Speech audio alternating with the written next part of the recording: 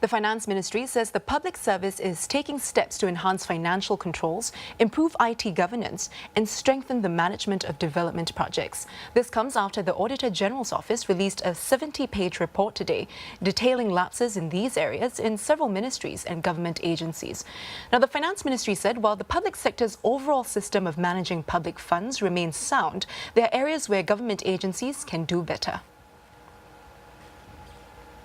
Weaknesses in information technology or IT controls were flagged by the Auditor General's Office or AGO in its annual audit of the public sector. The report noted that public sector bodies manage vast amounts of personal and other sensitive data. When it comes to weaknesses uncovered, the lapses are varied and include inadequate review of activities in systems, wrongful use of privileged accounts, and lack of review of access rights.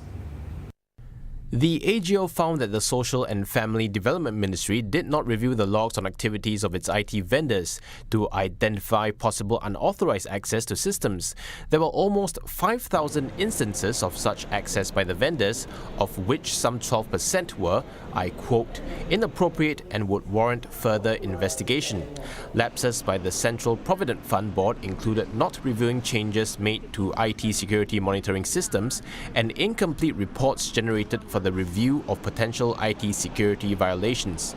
There was also no policy to identify IT systems that should be tracked for security violations.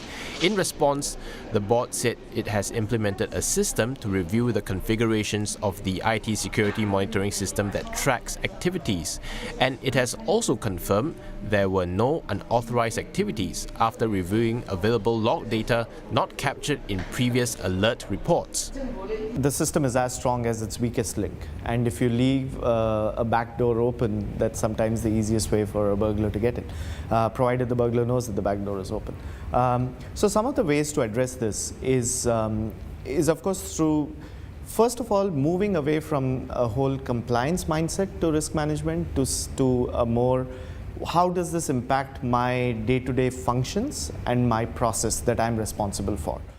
In terms of financial controls, the AGO found that late payments, poor management of assets and incorrect reimbursements made up a number of lapses.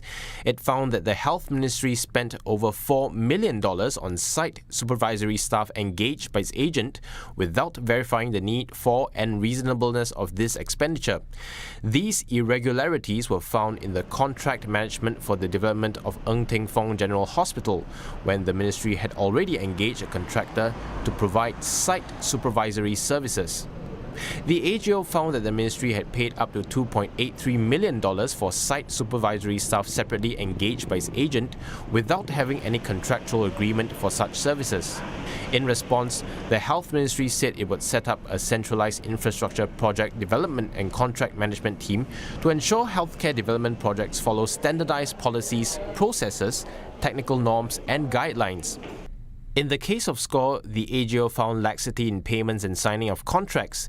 10 contracts totaling almost $50 million were signed by an officer who was authorized to sign contracts up to only $1 million each. In response, SCORE said it has taken prompt action to rectify lapses and tighten processes. In the case of Sport Singapore, the AGO found lapses in financial controls and asset management. These include late payments amounting to more than $660,000, which are contrary to government's instructions and constitute an unfair business practice. Sport Singapore said in response that it will address all AGO findings and is committed to good corporate governance. For the Economic Development Board, the AGO found that progress reports on 47 projects were submitted late or not submitted. The agency said in response that it has put in place measures to improve systems and processes.